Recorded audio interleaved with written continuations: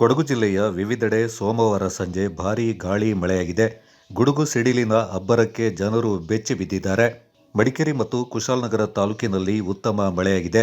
ಭಾರೀ ಗಾಳಿ ಮಳೆಗೆ ಮರ ವಿದ್ಯುತ್ ತಂತಿಯ ಮೇಲೆ ಬಿದ್ದು ತಂತಿ ರಸ್ತೆಗೆ ಬಿದ್ದ ಪರಿಣಾಮ ವಿದ್ಯುತ್ ಸ್ಪರ್ಶದಿಂದ ಹಸುವೊಂದು ಬಲಿಯಾದ ಘಟನೆ ಕುಶಾಲನಗರ ಸಮೀಪದ ಗುಡ್ಡೆ ಹೊಸೂರಿನಲ್ಲಿ ನಡೆದಿದೆ.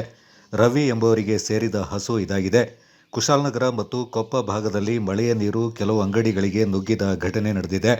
ಭಾರೀ ಗಾಳಿ ಮಳೆಗೆ ಅಡಿಕೆ ಮರ ಬಿದ್ದು ಕಾರು ಜಖಂಗೊಂಡ ಘಟನೆ ಮಡಿಕೇರಿ ತಾಲೂಕಿನ ಅವಂದೂರು ಗ್ರಾಮದಲ್ಲಿ ನಡೆದಿದೆ. ದೇವಾಯಿರ ಸಂತೋಷ್ ಎಂಬುವರಿಗೆ ಸೇರಿದ ಕಾರು ಇದಾಗಿದೆ. ಮಡಿಕೇರಿ ನಗರ ಮತ್ತು ಗ್ರಾಮೀಣ ಭಾಗದಲ್ಲಿ ಗುಡುಗು ಸಿಡಿಲು ಗಾಳಿ ಸಹಿತ ಮಳೆಯಾಗಿದ್ದು ವಿದ್ಯುತ್ ಮಾರ್ಗಗಳಿಗೆ ಹಾನಿ ಉಂಟಾಗಿದೆ. ಗ್ರಾಮಗಳಲ್ಲಿ ವಿದ್ಯುತ್ ವ್ಯತ್ಯಯ ಉಂಟಾಗಿದೆ. ಸೋಮವಾರಪೇಟೆ, ವಿರಾಜಪೇಟೆ ಮತ್ತು ಪೊನ್ನಂಪೇಟೆ ತಾಲೂಕಿನಲ್ಲೂ ಮಳೆಯಾಗಿದೆ.